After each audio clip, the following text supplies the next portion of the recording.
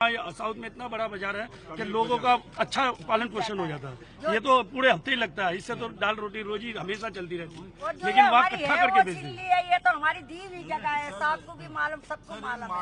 और इन लोगों ने बरसों से मेहनत करके बसाया है, 10-10 पैसा इकट्ठा करके। ट्रेंड है कि मार्केट्स को लोग जो है कब्जा करने में लगे, पूरे इंडिया में ट्रेंड। और सारे किसी से पूछे वो 40 साल 50 साल ऐसे कर करके किसी का तो जनरेशन लगा हुआ है इन मार्केट्स के पीछे।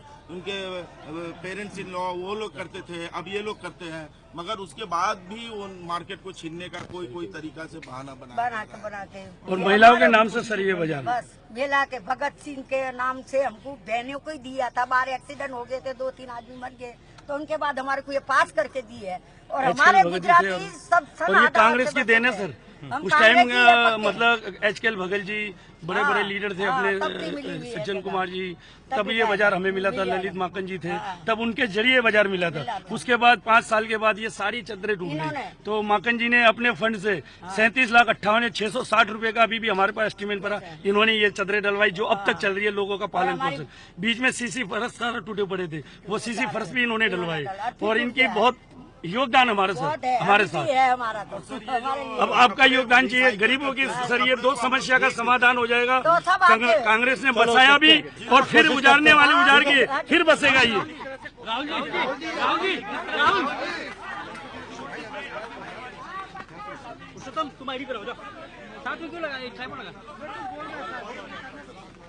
राहुल जी एक छोटा सा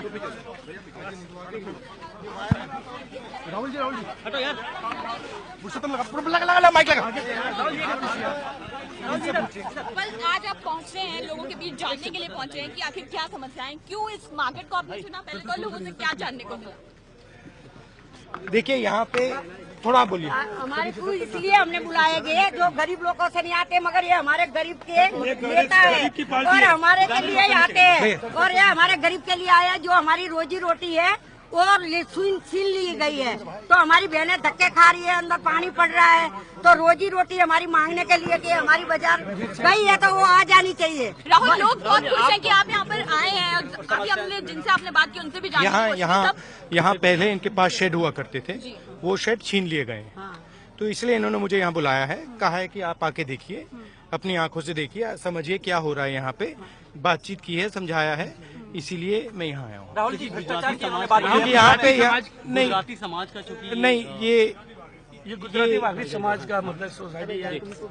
यहाँ पे जो गरीब लोग हैं उनको शहर में जगह नहीं दी जा रही है, उनको दबाया जा रहा है, ठीक है, इसलिए मैं यहाँ आया हूँ। राहुल जी, भ्रष्टाचार की बात की, MCD में भ्रष्टाचार बहुत ज्यादा है, जैसे लोग कह रहे हैं, बहुत ज्यादा 1,000 रुपए कह रहे हैं, तो आखिर कैसे आप न्याय दिलाएंगे इनको? कोर्ट में मामला चल रहा है अभी हम इनकी सबसे बड़ी मांग ये जो है इनके शेड्स हैं, इसकी मांग है, तो अभी माकन जी और मैं और कोऑर्डिनेट करने की कोशिश करेंगे, कुछ ना कुछ तरीका निकालने की कोशिश करेंगे, थोड़ा दबाव डालेंगे। साथ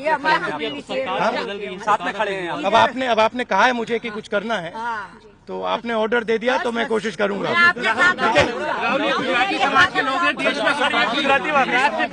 ये मेरी मित्र हैं, नए मित्र हैं। बिलोंग करने वाले हैं, मोदी जो है वो प्रधानमंत्री हैं। हाँ, गुजराती समाज का ये कपड़ा बाजार है ये, और गुजरात से ही आए हैं मोदी जी जो प्राइम मिनिस्टर हैं, वो ध्यान नहीं दे रहे, वो क्या ध्यान नहीं दे रहे हैं? चलो